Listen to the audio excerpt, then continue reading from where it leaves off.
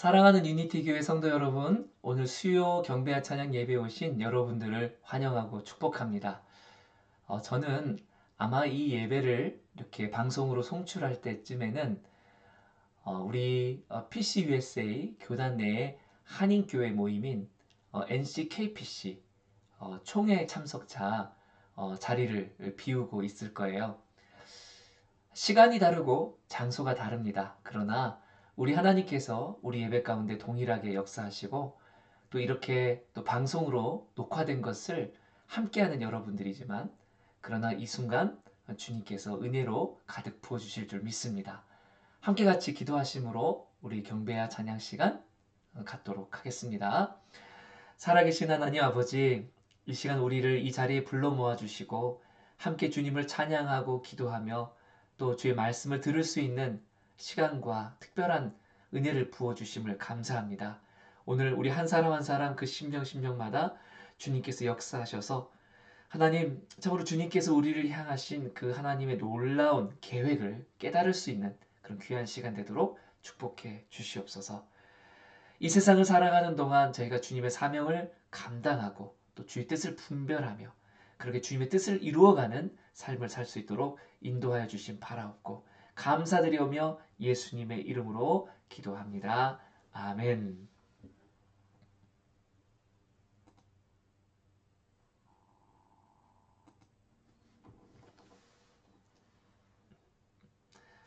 이제 함께 같이 찬양하겠습니다.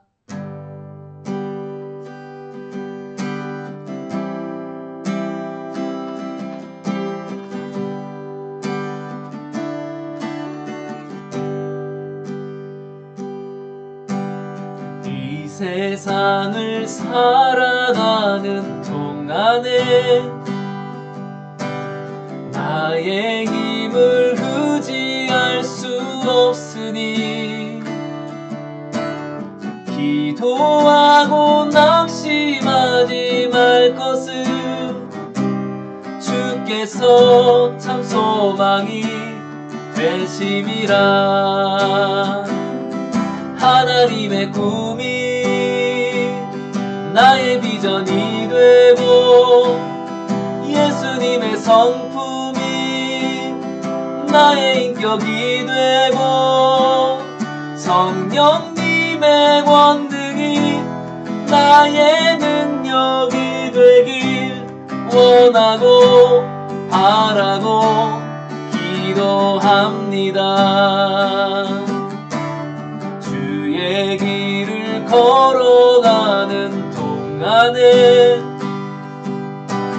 세상의 것 의지할 수 없으니 감사하고 낙심하지 말 것은 주께서 참 기쁨이 되심이라. 하나님의 꿈이 나의 비전이 되고 예수님의 성품이 나의 인격이 되고 성령님의 권능이 나의 능력이 되길 원하고 바라고 기도합니다.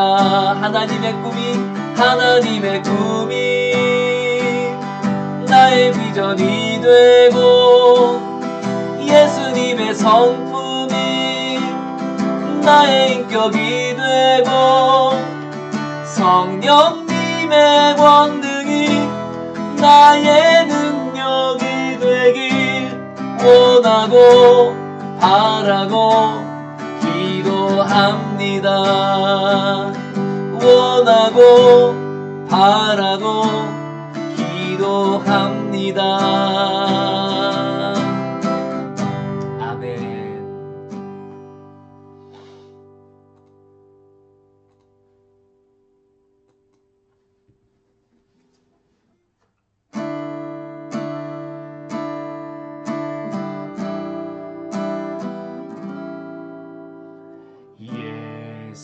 예수는 내 힘이요 나의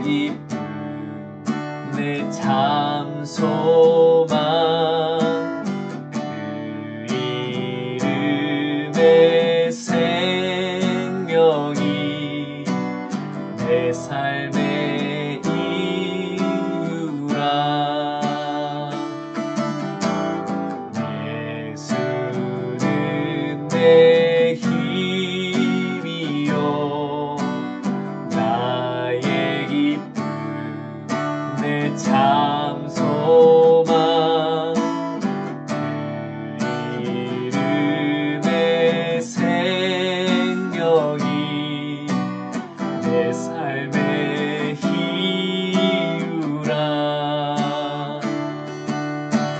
오직 주만 따라갑니다. 오직 주만 높임 받으소서. 내 평생에 그 이름을, 그의 선하심을 세상에 노래합니다. 그 이름에 그 신능력, 영원한 생명이 내 삶의 이유라. 내가 사나 죽으나 그 이름을 위하여 내 모든 것 다 드리니 나를 받으소서.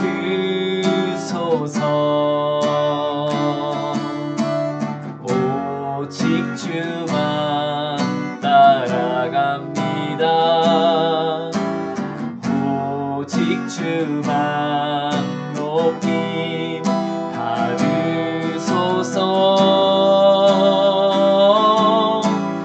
내 평생에 그 이름을, 그의 선하심을 세상에 노래합니다. 그 이름에 그 신능력, 영원한 생명이 내 삶의 이유라.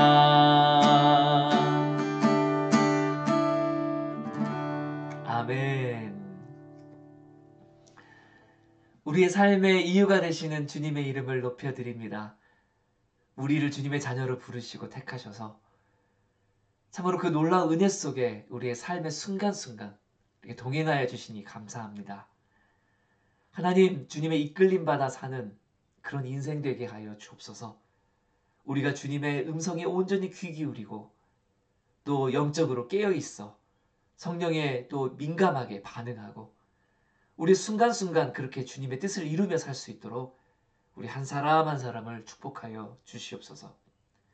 오늘도 로마서 말씀 가운데 나타난 이 바울의 삶을 통해 저희가 어떻게 하나님의 사람으로 살아가야 되는지 배울 수 있게 하여 주시고 또 어떻게 하나님의 지혜를 가지고 순간순간 판단할 수 있는지 하나님 신앙인의 그 역량을 키울 수 있는 이 시간 될 수 있도록 축복해 주시옵소서. 감사를 드리옵고 예수님의 이름으로 기도하옵나이다. 아멘. 네, 오늘 우리에게 주시는 하나님의 말씀 함께 보도록 하겠습니다.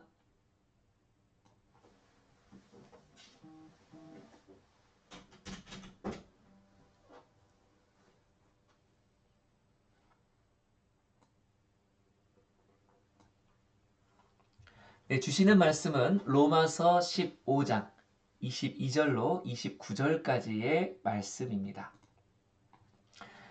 그러므로 또한 내가 너희에게 가려 하던 것이 여러 번 막혔더니 이제는 이 지방에 일할 곳이 없고 또 여러 해 전부터 언제든지 서바나로 갈 때에 너희에게 가기를 바라고 있었으니 이는 지나가는 길에 너희를 보고 먼저 너희와 사귐으로 얼마간 기쁨을 가진 후에 너희가 그리로 보내주기를 바람이라.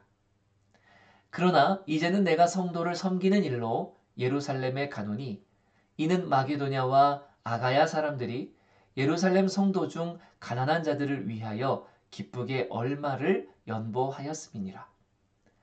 저희가 기뻐서 하였거니와 또한 저희는 그들에게 빚진 자니 만일 이방인들이 그들의 영적인 것을 나누어 가졌으면 육적인 것으로 그들을 섬기는 것이 마땅하니라.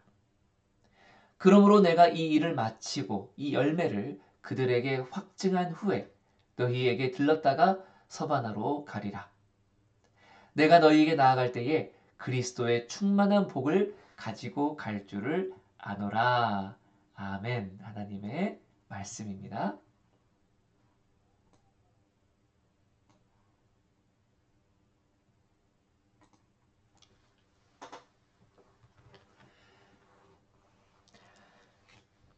네, 오늘 말씀에 보면 이 사도 바울이 제3차 전도 여행 중에 이렇게 로마 교회를 향하여 문안의 인사를 드리는 장면이 나옵니다.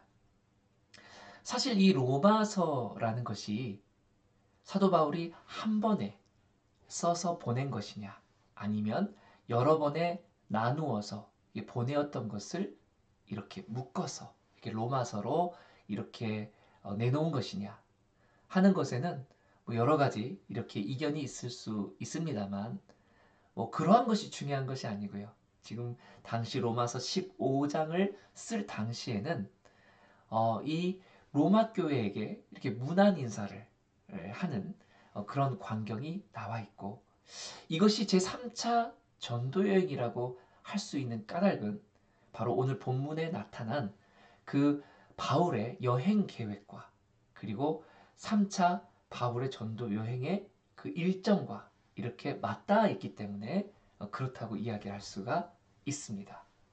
먼저 내용을 한번 살펴보면 다음과 같습니다. 다시 한번 말씀을 보여드릴게요. 그러므로 또한 내가 너희에게 가려 하던 것이 여러 번이었다. 그런데 그때마다 다 막혔고 갈 수가 없었다. 그런데 내가 지금 이 지방에 일할 곳이 없고, 여기서 이 지방이라고 하는 것은 추정컨대 그 26절에 나오는 마케도니아와 아가야 그 지방, 이렇게 이해할 수가 있겠습니다. 이 마케도니아와 아가야라고 하는 곳이 어디냐면 오늘날의 그리스 지역을 말합니다. 사도 바울은 이 그리스 지방 여러 도시들을 이렇게 다녔습니다. 그리고 아마도 이 마케도니아와 아가야 지방 중에 도시로 얘기하자면 고린도 교회가 아닐까 그렇게 추정을 합니다. 그런데 이제 이 지방에서 일할 곳이 없다라고 한 까닭이 무엇인가 하면 그것은 사도 바울의 선교적인 전략과 관련이 있습니다. 이 사도 바울은 어떤 전략을 가지고 있었냐면, 당시에 그 로마 제국 전역을 자신의 교구로 삼고 그곳 중에 이렇게 순회하고 다니면서 복음을 전파하고 교회를 세우고, 그리고 어느 정도 그러한 기반이 이렇게 만들어졌다 하면 다른 곳으로 또 이동을 해서 아직 복음을 듣지 못한 사람들에게로, 그 지역에게로 나아가는 이런 선교적인 전략을 갖고 있었습니다. 그래서 이 사도 바울의 입장에서 머무를 때와 그리고 떠날 때를 알고 있었는데, 이 고린도 교회에 복음을 전파하고 교회를 세우고 사람들을 어느 정도 이렇게 훈련시키고 양육시켜서 이 고린도 교회를 그 현지 사람들에게 맡기게 되었을 때에 이제 사도 바울은 그 다음 곳으로 이렇게 옮겨갈 것을 이렇게 계획했던 것이죠. 그래서 내가 여기선 더 일할 곳이 없다라고 하는 것은 이 사도 바울의 부르심의 입장에서 볼 때, 곧 그 복음을 듣지 않은 곳마다 순회하면서 사람들에게 복음을 전하고 교회를 세운다라고 하는 그런 목적으로 봤을 때 이미 그것이 어느 정도는 성취가 되었다라는 것을 알 수가 있는 것이죠. 그래서 이제는 떠날 때가 됐는데, 말씀해 보면 내가 여러 해 전부터 언제든지 내가 서바나 곧 스페인으로 가려고 할 때에 너에게 가려고 했다. 그러니까 사도 바울은 지금 로마 교회에 편지를 써서 보내지만 사실 그 전에도 기회가 닿는 대로 방문하고 싶어 했고 그렇지만 여러 번 길이 막혔어요. 그런데 이번에는 내가 꼭 가고 싶다. 언제요? 이제 본인이 지금 이곳에서 사역을 마쳤기 때문에 그 앞으로 그 뒤에 보면은 예루살렘으로 가려고 합니다. 왜 예루살렘으로 가려고 하느냐? 그것은 그 마케도니아와 아가야 지역에 있는 그 성도들의 연보, 그러니까 성도들의 그 헌금을 지금 예루살렘 교회에 전달해 주려고 한 까닭이에요. 당시에 예루살렘의 상황이 매우 좋지를 않았습니다. 그래서 예루살렘 교회 상황이 경제적으로 매우 궁핍했고, 그래서 예루살렘 그 교회의 교우들이 성도들이 매우 곤란한 그런 처지에 있었던 거죠. 그 소식을 듣고 사도 바울은 자기가 지금 복음을 전하고 교회를 세웠던 이 마케도니아와 아가야 지역, 특별히 이 고린도 교회, 뭐 이런 여러 교회들을 다니면서 이렇게 순회하면서 이렇게 기금을 모았던 거예요. 구제를 하려고. 그래서 지금 여기를 떠나서 이 구제헌금을 전달하려고 예루살렘에 갈 거다. 그리고 예루살렘을 들린 다음에 그 다음에 내가 여기 본문에는 서바나라고 되어 있는데 이 스페인 지역으로 가는데 그 스페인으로 가려고 하면요. 그 서쪽으로 한참 가죠. 오늘날도 지도를 보면 그 뭐 이탈리아와 그 로마가 있는 이 이탈리아와 이 스페인을 이렇게 딱 보면 어, 예, 제가 지금 손이 여러 화면이 바뀌어 있지만 네, 이곳이 이제 예, 이곳이 네, 이탈리아가 되고 네, 이쪽이 스페인이 되죠. 그리고 그 예루살렘은 훨씬 더 이쪽에 있고요. 그러니까 이 예루살렘에서 서쪽에서 동쪽으로 이렇게 죄송합니다. 동쪽에서 서쪽으로 이렇게 쭉 이렇게 나아가는 길에 그 스페인으로 가는 길에 내가 들리겠다라는 거예요. 그러면서 하는 말이 내가 이 너희에게 이렇게 나아갈 때 잠깐 들려서 이제 스페인으로 갈 거고 그리고 스페인으로 간 후에 그곳에서 또 일을 마치고서는 내가 너희에게 또 나가기를 원한다. 그리고 그렇게 너희를 다시 만나려고 할 때에는 그 너희가 내가 갈 수 있도록 그렇게 섬겨주기를 바란다. 이런 얘기를 하고 있어요. 이런 그 지금 그 자신의 이런 계획을 이렇게 그 말씀 속에서 이렇게 표현을 하고 있는데요. 그런데 이 본문에서 우리가 흥미로운 몇 가지 점들을 저희가 같이 살펴볼 수 있고 여러분과 함께 나누기를 원합니다. 첫 번째로는요, 그 바울의 계획. 바울의 계획은 어떤 것이었어요? 지금 예루살렘으로 갔다가 자기가 스페인으로 서바나로 가는 그 길 중에 그 로마를 잠깐 들렸다가 방문하고 그리고 스페인으로 가서 사역을 마친 후에는 너희가 나를 후원해줘서 내가 너희에게로 가기를 원한다. 이제 그렇게 이야기를 하고 있잖아요. 그러면 실제로 바울이 가고자 했던 그 여행 계획과 그리고 실제가 어떠했는가? 많이 달랐습니다. 실제는 어떠했냐면요. 예루살렘까지 가는 건 맞았어요. 똑같아요. 연보를 들고 간 건 맞는데 거기서 이 사도 바울을 핍박하는 이 유대인들에 의해 붙잡힙니다. 고소를 당합니다. 그리고 그 고소를 당한 끝에 이제 재판을 받기 위해서 그 로마로 후송이 됩니다. 2년 동안 이렇게 가이사랴 빌립보에 머물러 있다가 배를 타고 로마로 후송되어가는 길에 뭐 유라굴로 광풍을 만나서 멜리데 섬에 이렇게 머무르게도 되고요. 그리고 나중에 로마로 이렇게 가게 됐을 때 그곳에서 이렇게 붙잡혀 있는 감옥에 갇혀 있는 신세 조금은 자유로웠다고 하지만 그러나 그 구속되어 있는 상태로 로마에서 지내게 됩니다. 물론 그 조금은 자유로웠다 이 재판을 받기 졌기 때문에 이렇게 그 죄가 확정된 것이 아니기 때문에 조금 자유로웠던 그런 상황이었는데 이제 감옥에 갇힌 채로 이 로마 교회 교인들과 교제를 나누게 되죠. 사도 바울은 이 잠깐 풀려나게 됐을 때 이 로마 감옥에서 이렇게 지내던 시간, 한 3년 정도 시간을 보내다가 이 서바나로 스페인으로 원래 계획했던 그곳에 잠깐 방문했을 것이다 라고 추정하는 그런 부분들이 있습니다.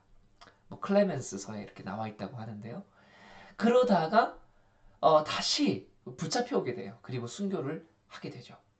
그리고 그 순교는 로마에서 그렇게 붙잡혀서 이렇게 당하게 되는데 그래서 실제로 이 사도 바울이 그 로마서에서 밝힌 그 여행 계획과 그리고 실제와는 달랐다.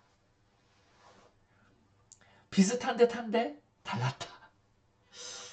무엇이 비슷했는가? 결과적으로 보면 예루살렘도 갔고 또 로마도 갔고 스페인도 갔을 것으로 추정하고 그랬을 거예요. 그렇지만 이런 공통적인 부분이 있지만 디테일이 너무 달라요.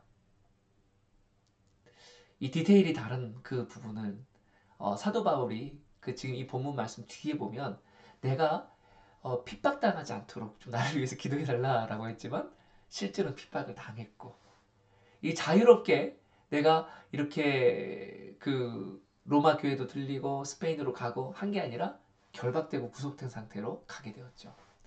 로마 교회 교인들과의 만남도 그렇게 자유로운 상황에서 이렇게 교제한 게 아니라 이 구속된 상태에서 그렇게 교제를 하게 되었고요. 우리가 이 장면을 보면서 사도 바울이 그럼 영적으로 뭔가 예지력이 좀 부족해서인가? 흔히 속된 말로 이 하나님께서 사도 바울에게 이 미리 앞으로 될 일을 말씀해 주시고 계획도 이렇게 갖게 해 주셨는데 이 사도 바울이 그것에 대한 이렇게 뭐 자기 욕심이나 자기 생각이 많아서 둔감하게 느꼈는가? 한편으로는 맞고요. 한편으로는 안 맞았을 것 같아요. 사도 바울은요, 굉장히 성령이 충만한 사람이었죠. 그리고 이 성경을 이렇게 기록할 당시 성령의 영감으로 이렇게 쓰였을 뿐만 아니라 자신의 선교 여행과 그 계획에 있어서 어떤 자신의 욕망으로 했던 적이 없어요. 늘 하나님께서 인도해 주시는 대로 그렇게 성령이 민감하게 행하였던 정말 예외적인 엑스트라 오디너리적인 그런 성령의 사람, 하나님의 사람, 그렇게 귀한 사도적 삶을 사신 분이세요. 그러니 신앙으로 볼 때는요, 우리의 모범이 되고 표준이 될 만한 인물이죠. 근데 그런 분이 이렇게 그 자기 욕망이나 혹은 자기 영적인 그 둔함 때문에 이렇게 판단을 잘못했을 거라고 생각하지는 않습니다. 아마 하나님께서도 이렇게 사도 바울에게 이렇게 부어주셨던 마음과 생각이 있었을 거예요. 그래, 그 다음 행선지는 어디로 가야 되고 어떻게 진행될 거야 라고 말씀해 주셨겠죠. 그 다음에 예루살렘으로 가고 그 다음에 로마로 가고 그 다음에 스페인으로 가고 어떤 그런 큰 이정표와 같은 것들은 이 사도 바울에게도 똑같이 이렇게 미리 이렇게 좀 감동을 주셨지 않았을까. 실제로도 그렇게 움직인 건 맞으니까요. 그렇지만 하나님께서 모든 것을 다 디테일하게 알려주시지는 않죠. 그 나머지 이렇게 큰 포스트가 있다고 한다면 이 포스트 나머지 그 부분들은요. 사도 바울이 상상하고 생각했던 것과는 너무나 다른 방식으로 전개될 수 있다는 것이었어요. 이게 우리에게 무엇을 말씀해 주냐면요. 우리의 성도들의 삶도 하나님께서 이렇게 굵직굵직한 이 포스트와 같은 것들, 내가 너를 이렇게 감동하고 이렇게 세워주고 이렇게 이끌 거야 라고 할 때에 그것들은요. 너무나 분명하게 하나님께 성취해 주실 것이지만 그러나 그 사이사이에 있는 디테일은 우리가 생각하고 기대했던 방식과는 너무너무나 다르다는 거예요. 예를 들어 요셉을 보세요. 하나님께서는 요셉에게 꿈을 꾸게 하셨어요. 그런데 그 꿈을 꾸게 하신 것과 그리고 그 꿈을 성취하여 이루어 가기까지 그 과정은 이 요셉이 기대하고 생각했던 것과 너무나 달랐죠. 팔려서 보디발의 종이 되어야 됐고 감옥에 갇혀서 있어야만 했던 시간들도 있었습니다. 그 사이에 형제들의 그 린치가 있었고 보디발의 아내에 의한 음모에 그 거짓말에 계략에 빠져서 그렇게 감옥에 갇히는 그런 억울한 일도 있었죠.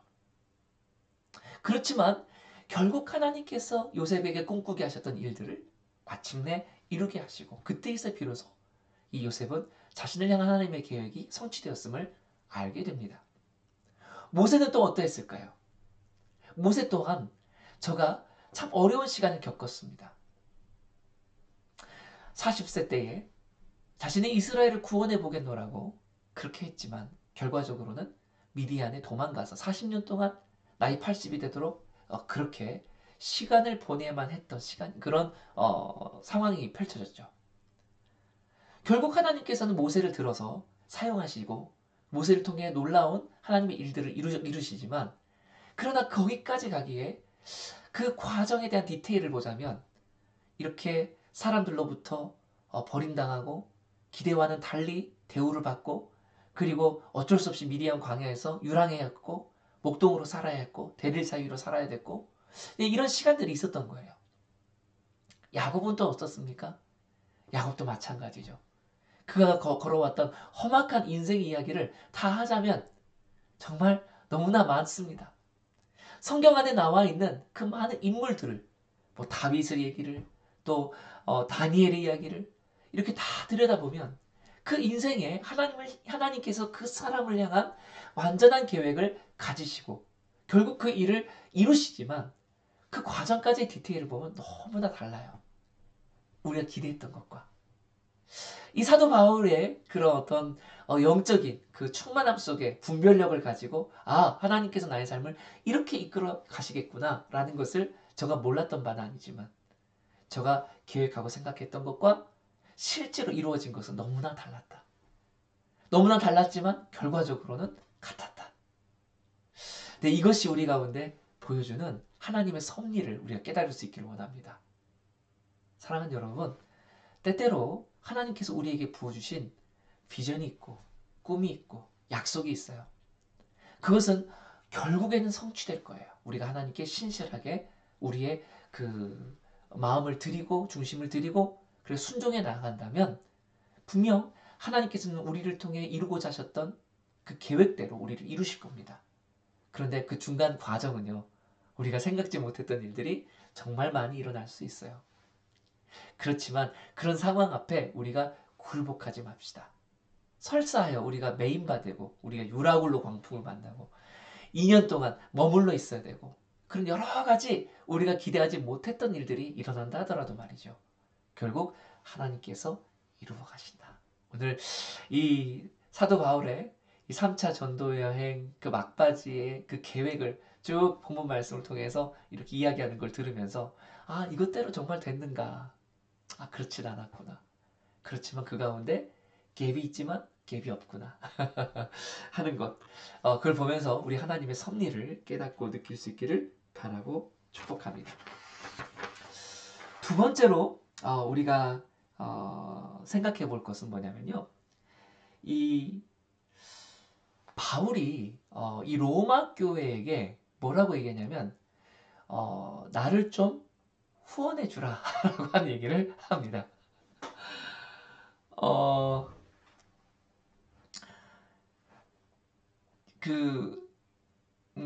이 부분에 대해서 우리 그 세번역 성경, 그 세번역 성경 안에는 이런 표현이 있어요. 뭐냐면 내가 그 서바나로 갈 때에 잠깐 너에게 들리겠지만 그러나 갔다가 돌아올 때 너희가 나를 후원해주면 내가 너희 가운데 머물 수 있겠다 이렇게 얘기를 하거든요. 사도 바울이 이렇게 자기를 좀 후원해달라고 그래서 거기 가서도 사역할 수 있게 해달라고 요청을 합니다. 좀 낯설을 수 있어요. 이런 요청을 하다니 사도 바울이. 사실 이 사도 바울은 자신의 사역을 할 때에 굉장히 유연하게 대처를 합니다. 유연하게 대처를 한다는 것 한번 말씀드려 볼게요. 처음에 사도 바울이 선교지로 이렇게 파송이 될 때, 1차 선교행을 이렇게 갈 때에 는요, 우리 그 사도 바울과 그리고 바나바가 함께 파송이 되죠. 누가 파송을 해주냐면 안디옥 교회에서 파송을 해줍니다. 그러니 이 안디옥 교회가 이 사도 바울의 선교 사역을 전적으로 후원해 주었구나라는 것을 알 수 있죠. 그러니까 사도 바울은요, 그렇게 이 안디옥 교회의 서포트를 받아서 이 선교 여행을 다니며 그렇게 순회 전도를 했던 것을 보고요. 그렇다면 그런 방식으로만 했느냐? 아니에요. 빌립보에 있었을 때는요, 저가 텐트 메이커가 됩니다. 생활을 위해서는 저희가 자기가 그 할 수 있는 일을 찾아서 자비량으로 일을 해요. 텐트 메이커로 그렇게 살아갑니다. 그걸로 생활비를 충당을 해요. 왜냐하면 그곳의 현지 상황이 자기를 서포트할 수 있는 입장이 되지 못하고 후원하던 교회도 그것을 충분히 감당하지 못했을 때에 이 사도 바울은 자기 생활을 위해서 텐트 메이커를 하고 그곳으로 자기 생활도 하고 복음 사역도 하고 이렇게 교만해서 합니다. 그러면 사도 바울이 자비랑 선교만 했는가? 아니에요. 오늘 본문 말씀에 보면 지금 로마 교회 요청하는 거예요. 야, 너희가 나를 좀 후원 좀 해야 되겠다. 왜 그런 요구를 할 수 있었을까? 이 로마 교회는요, 그 도시가 로마잖아요. 그 로마라는 도시는 당시에 세계의 중심이고, 그렇다는 얘기는 가장 경제적으로도 번성한 도시. 그곳에 그 신앙인들도 경제적으로 다른 어떤 곳보다도 더 윤택하고 잘 사는 이들이 많았다는 거죠. 그러니까 교회가 좀 부유하고 또 교회 공동체가 또 이렇게 강력한 사람들의 구성원들을 이루고 있었다는 것을 짐작하게 합니다. 그러다 보니까요, 이 사도 바울이 그 로마 교회까지 가서 사역을 할 때 자기가 자비량으로 할 것이 없고요. 또 다른 교회의 후원을 받아서 할 게 없는 거예요. 내가 갈 때는 너희들이 나를 서포트해라 라고 이야기하는 거죠. 이렇게 하는 것, 이 사도 바울이 상황마다 굉장히 유연하게 대응을 하는구나 하는 것을 알 수가 있습니다. 여러분, 우리가 어떤 선교하는 데 있어서요, 고정관념을 갖지 않기를 바라요. 어떤 이 공식을 가지고 뭐 선교는 반드시 자비량으로 해야 돼. 그런 게 어디 있어요? 현지에서 오히려 서포트를 받을 수 있고요. 아니면 후원하는 교회가 있을 수도 있는 거죠. 그러면 항상 후원만 받아야 되는가? 아니요. 자비량으로도 할 수 있고 또 현지에서 모든 걸 조달할 수도 있어요.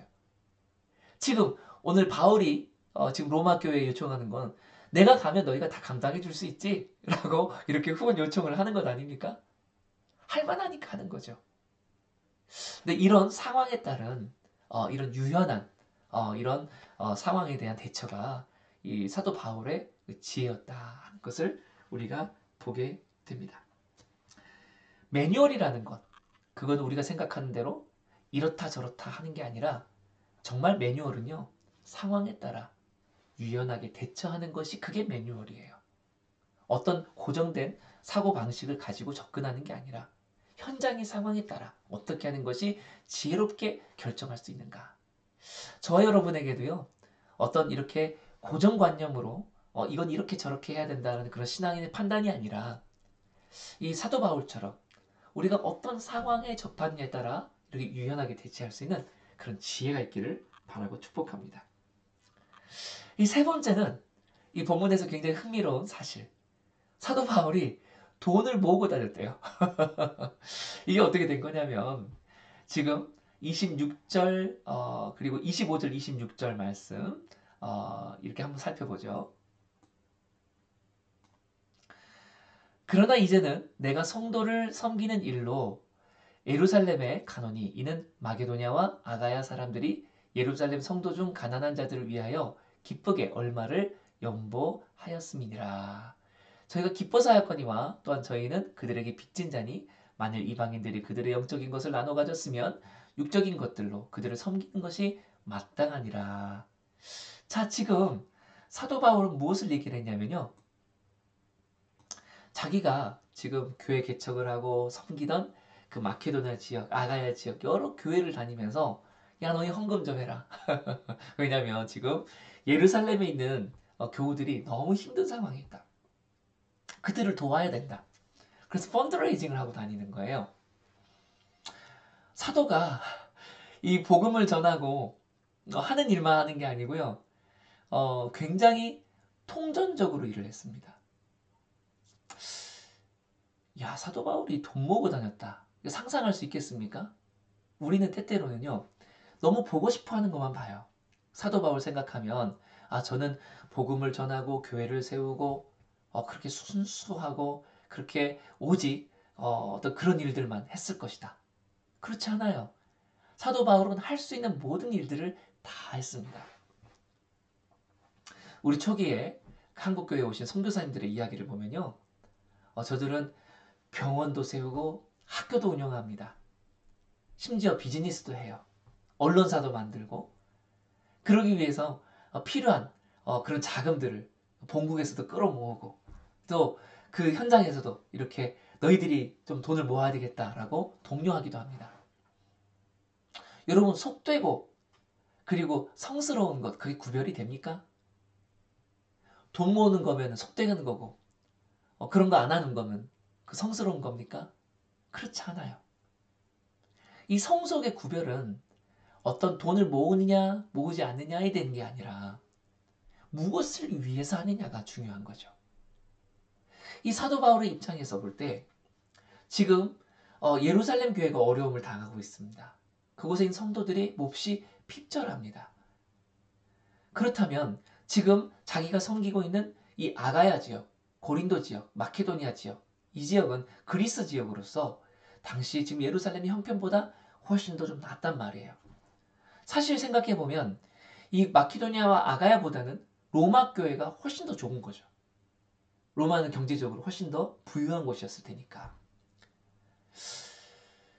이 사도 바울이 이 마케도니아와 아가야 지역의 성도들에게 내가 이렇게 연보를 이렇게 모아서 가져간다라고 한 얘기를 로마 교회 굳이 한 얘기가 왜겠습니까? 너희도 그렇게 할 수 있기를 바란다라는 그런 뜻을 갖고서 얘기한 거겠죠. 그러니까 너희만 잘 사는 게 중요한 게 아니야. 이 기독교 공동체 모두가 다 중요한 거야. 그런데 이렇게 함에 있어서 사도 바울이 굉장히 지혜롭게 합니다. 어떤 지혜냐? 사도 바울은 지금 그렇게 구제의 대상을 예루살렘 교회 성도들로 이렇게 한정했다. 모두를 다 할 수 없어요. 세상 모두를 구원할 수 없습니다. 세상 어디에다 다 가난한 자들이 있어요. 그래 그 가난한 자를 어떻게 다 구하겠어요? 타겟을 정확하게 해야 되죠. 그런데 또 한편으로는 그렇게 넓게 잡지 않고 예루살렘 교회 성도들로 좁게 잡은 듯하지만 한편으로는 마케도니아와 아가야 성도들의 입장에서는 예루살렘 성도들은 모르는 사람들이에요. 자기들 입장에서 좁게 그 구제를 하고자 한다면 자기 지역에도 자기 교회에도 어려운 사람 있을 거예요. 그러니 당장에 하고 싶은 말이 뭐겠습니까? 사도 바울 사도 그 우리 중에도 어려운 사람이 있고 우리 지역에도 어려운 사람이니까 있으니까 우리 지역 구제하는데 우리 돈을 써야 되지 않겠습니까? 그런데 사도 바울은 그렇게 하지 않았다는 거예요. 너희가 좁게만 생각하지 마라. 우리 크리스천 공동체 전체를 생각할 때 그래도 우리가 가난하다고 하지만 그래도 우리가 낫다. 여러분 사실 미국에서 사는 분들 가난한 분들이 있죠. 근데 미국에서 가난한 분들이 전 세계에 어려움을 겪는 분들에 비하면 훨씬 더 잘 살려. 니카라과 선교를 갔을 때 그곳에서 좀 부유하다고 하는 사람들보다 미국의 가난한 사람들이 훨씬 부유합니다. 상대적인 거잖아요. 그러니 그 지역에서 그 교회에서 가난하고 돌봄이 필요한 사람들 물론 힘껏 도와야 되죠. 그런데 그 사람들에게만 다 가지 않도록 한다는 거예요. 훨씬 더 지금 공경에 처한 예루살렘 교회도 바라보고 그곳을 위해서 돕고 후원할 수 있는 좁게만 생각하지 않고 좀 넓게 생각하는 그런 선교. 그런데 한편으로는 넓게만 생각하느냐? 아니에요. 넓게 생각하자면 한도 끝도 없잖아요. 그런데 그 대상을 예루살렘 교회 성도들을 이렇게 우리 그래도 먼저 우리 교회 공동체 식구들을 위해서 돌봄이 이 공교회라고 하는 그 개념에서 이렇게 돌봐야 되는 자들을 이렇게 확대시킬 때 한편으로는 너무 넓히지 않은 거예요. 좁힌 거죠. 그래서 이 사도 바울이 이렇게 돈을 모으는 것이나 그리고 그 대상을 구제 대상을 정확하게 이렇게 타겟팅한 것이나 이런 걸 보면 굉장히 적절하고 지혜롭게 좁지도 않고 넓지도 않고 가능한 것을 정확하게 해나가는 그런 놀라운 지혜를 보여줍니다. 그래서 오늘 이 말씀을 저희가 이렇게 들여다보면서 이 로마서 뭐 로마 교회 전하는 안부 인사할 뿐이에요. 자기가 어떻게 이제 여행을 해나가겠다. 근데 여행을 해나간 동안에 내가 연보를 모아가지고 그것으로 예루살렘 교회에 구제할 거고 그리고 그 들린 다음에 다시 너희에게로 가겠다 하는 그 이야기지만 그것 안에 이렇게 많고 풍성한 우리가 이렇게 살펴볼 것들이 있었다라는 거죠. 이제 말씀을 맺습니다. 여러분 이 바울의 이 생각, 판단, 지혜 이걸 보면 참 큰 사람이다 하는 걸 생각해 보게 돼요. 사실 이 바울이 이 선교지를 어디까지 생각했는가? 당시 로마 제국의 끝인 이 사바나 지역까지 이렇게 펼쳐놓고 생각했잖아요. 야, 이 바울은요 지금 현재가 아니라 앞으로 미래 생각해 볼 때 제일 선교적으로 중요한 곳이 어디냐? 라고 할 때 로마 제국이라는 걸 알았어요. 뭐 다른 아시아도 있죠. 그리고 다른 여러 그 로마 제국을 벗어난 그 정말 미지의 세계도 있겠죠. 그러나 사도 바울의 입장에서는요. 지금 복음이 역사가 이렇게 시작되고 세계 복음화가 이루어져 갈 때에 가장 중요한 거점이 될 곳이 어딘가 할 때 더도 말고 덜도 말고 이 로마 제국이구나. 그래서 자신이 살아있는 동안에 이 로마 제국 전체를 다 커버하기를 원했어요. 어떻게 커버합니까? 다 목회할 수 없어요. 다만 자기가 할 수 있는 것이 무엇인가 할 때 first touch. 내가 복음이 전파되지 않은 곳은 내가 다 가서 그곳에 거점이 될 만한 도시들마다의 그 교회들을 세우겠다. 그리고 그 일을 이뤄냅니다. 놀랍게도 이 동쪽 끝에서 서쪽 끝까지 남쪽에서부터 북쪽까지 하나님께서 허락하실 시간 동안 이 사도 바울은 이 로마 제국 전체를 교구로 삼되 그러나 온 세상을 교구로 삼지는 않는 이런 적절성을 보여줘요. 또 사도 바울은 연보를 할 때에도 모아가지고 그렇게 그 예루살렘 교회 성도들을 돕는다라고 할 때에는 그 안에서 또 너무 크게도 안 하고 너무 작게도 안 하는 적절성을 보여주죠. 사도 바울이 로마 교회에 대해서는 좀 부여하니까 너 후원 좀 해라. 가난한 교회를 위해서는 자비량으로 해서 오히려 더 베풀고 또 후원을 받기도 하지만 상황에 따라서 어떤 경우에는 그냥 너희가 모르게 나를 좀 후원해라 라고 하는 적절성을 보여줍니다. 여러분 오늘 이 사도 바울이 이렇게 다루어가는 그 자기 삶, 자기 사역 이런 것들 안에서 하나님께서 주신 그 꿈 가운데에 작지도 않고 크지도 않고 그러나 사실은 매우 원대한 하나님의 일들을 아름답게 이렇게 이루어가는 그런 사역들을 보여줘요. 이방인들을 향하여 복음을 전하기도 하지만 그러나 사실은 예루살렘 교회를 생각했던 그 마음들 하나도 빠지지가 않습니다. 너무 귀합니다. 이러한 그 바울의 통전적인 신앙과 사고 그리고 지혜와 판단력이 저 여러분에게도 갖춰질 수 있도록 그렇게 우리가 성령님을 통해 늘 배우고 익힐 수 있는 그런 하나님의 사람이 되기를 바라고 축복합니다. 함께 같이 기도하겠습니다. 살아계신 하나님 감사합니다. 오늘 사도 바울의 모습을 통해 참 하나님이 성령의 감동하심으로 주는 그 적절함을 저희가 보았습니다. 생각하는 바가 또 행하는 바가 참 지혜롭고 적절한 그런 모습을 저희가 잘 배울 수 있도록 도와주셔서 저희가 모자르지도 않고 남지도 않고 너무 넓지도 않고 좁지도 않고 너무 얕지도 않고 너무 깊지도 않는 하나님 상황에 따라 적절하게 판단하고 행할 수 있는 그런 저희들이 될 수 있도록 하나님 저희가 하나님의 지혜를 갖고 사는 모든 주의 자녀들 될 수 있도록 축복해 주시옵소서.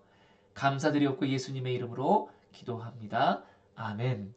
하늘에 계신 우리 아버지여 이름이 거룩히 여김을 받으시오며 나라 임하옵시며 뜻이 하늘에서 이룬 것 같이 땅에서도 이루어지이다. 오늘날 우리에게 일용할 양식을 줍시고 우리가 우리에게 죄진 자를 사하여 준 것 같이 우리 죄를 사하여 주옵시고 우리를 시험에 들게 하지 마옵시며 다만 악에서 구하옵소서. 대개 나라와 권세와 영광이 아버지께 영원히 있사옵나이다. 아멘. 네, 예배를 마쳤습니다. 네, 오늘 하루도 평안한 밤 되시고요. 주님의 은혜로 충만한 그런 또 그 안에 평안한 그런 쉼이 있기를 바랍니다. 감사합니다. 저희는 토요일 날 다시 뵙겠습니다. 안녕히 계세요.